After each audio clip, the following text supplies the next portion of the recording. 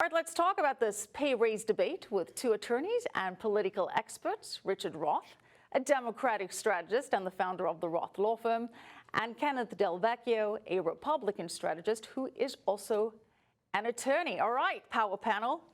Richard, do you support these pay raises for members of Congress? Absolutely not. The average income of a family in this country is $56,000 a year.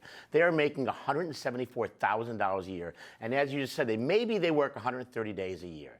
So figure that out. $174,000 for working 130 days. They are making over $500,000 a year of an annualized salary. They don't need a pay raise. How about let's pass some legislation? Let's compare them to the military.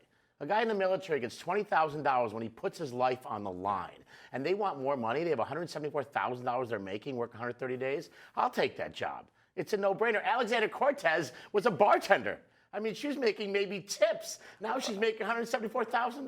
Well, think about that. She really doesn't help the Democrats and those supporting the cause for a pay raise, does she? I mean, especially when you look at what she was making comparatively. But maybe we could argue that it shouldn't be for first-term members of Congress, that there should be a pay raise if you've already paid your dues and served for a little bit, or do you support a pay raise across the board? I disagree with Richard completely on this, and believe it or not, I totally agree with AOC on this. Wow. And here's the first. Now here's why. First of all, there are school superintendents, police chiefs, police officers of patrol ranks even, assistant prosecutors, and on down the line who make more than $174,000 a year. These are congressmen and women. These are people that are controlling the most important things in our lives. They're the governing body of the legislative branch of the government. They need to be paid at a rate just on pure principle as those types of other professionals. Now, even more so, how about this? I think you might agree with this, and maybe Richard might even agree with this. How about that we give them a hike of something considerable, more than $4,500 a year, and they're barred from being lobbyists after they leave Congress? So you do agree with AOC, because that's certainly what she's campaigning for. She's, in fact, saying that if they don't get pay raises, they're more susceptible to corruption and bribery. She tweeted, "Yep, in agreement with this line, if you cut the pay of public servants for a decade, you get bribery and corruption. Voting against cost of living increases for members of Congress may sound nice, but doing so only increases pressure on them to keep dark money loopholes open.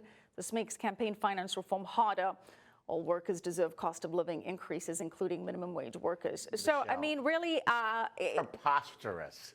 If you pay more money, they won't commit fraud. Well, then just open up the books to every employer and every company. Come on. And every employee that Ken mentioned, whether it's a police officer, a superintendent of school, they're working. Maybe they're working 9 months of the year. But these Congress people are working 130 days a year. You're not taking something into consideration.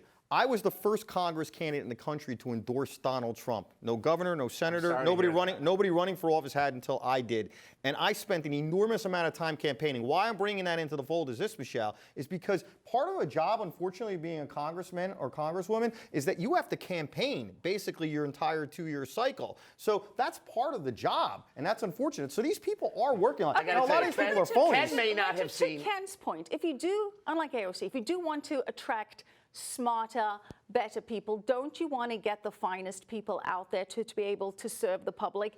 And maybe that's why you do need to offer them better salaries, because $174,000, it's really not a lot. A halfway decent lawyer or engineer is probably making that salary. I mean, granted, it's an increase from a bartender salary, but if you really want to get the finest people that are really committed, and not just people that are independently wealthy, shouldn't we be offering them more money, make it more attractive? The answer is no. The reason why they run for office is not for the money. They don't run. I mean, Alexander, AOC may be something different. She was a bartender. But the reason why they run for office is that they're on a mission. They want to represent their people. It's not about money. There's 3 things in life you can want: power, money, or wealth. This is not about money. It's about power. But aren't there people on a mission that also deserve to take care of a family of 4? And really, depending on what state you're from, $174,000 doesn't really provide that much? Absolutely. Let me tell you something. Richard, absolutely. It's one thing to be altruistic and want to do good. And I hope and expect that every congressperson wants to do good and they want to effectuate change.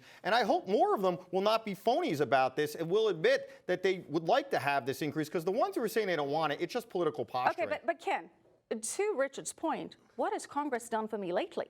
Because the approval numbers are staggeringly low. I mean, if you take a look at where we are, they haven't had anything above 20%, according to Gallup polls, for the past 10 years. I mean, the vast majority of Americans, 75%, disapprove of the job that Congress is doing. And it's not just recent. You have to go back 10 years in Gallup data to find a single poll in which Congress's approval rating is above 30%. Michelle, you have me laying down in victory on that one. You're right. I mean, Congress has been an abysmal atrocity and a mess, not just on the Democrat side, but on the Republicans. Hold on a second. This is not just for these particular Congress people. This is for everybody that's in Congress. And I can't get past when you're having school superintendents and assistant prosecutors and police officers making more money than them. Something is off on that. It is a tough job. I would these say people are getting raked through the coals. I would say take that money and pay the military. They're not working 130 days a year. They are out there putting their lives in harm's way. Apples pay and them. oranges. It's not apples and oranges. They are working for the federal government. We can pay them more too. It doesn't mean that the Congress people can't get paid But the on a commensurate rate with the type of level of professional they had. What Michelle said is absolutely correct. You want to engender and endear people who are high quality to go to Congress, and a lot of people don't come from money originally. So and we don't want all, right. people who come from money. But Ken, focusing on the salary number alone, as we mentioned, is misleading because they get great benefits. Tremendous. Healthcare benefits, pension benefits. So that $174,000, which is the average, isn't really reflective of what they make. These other government workers that I talked about do as well. I'm a former judge. I'm a former prosecutor. I've held those types of positions.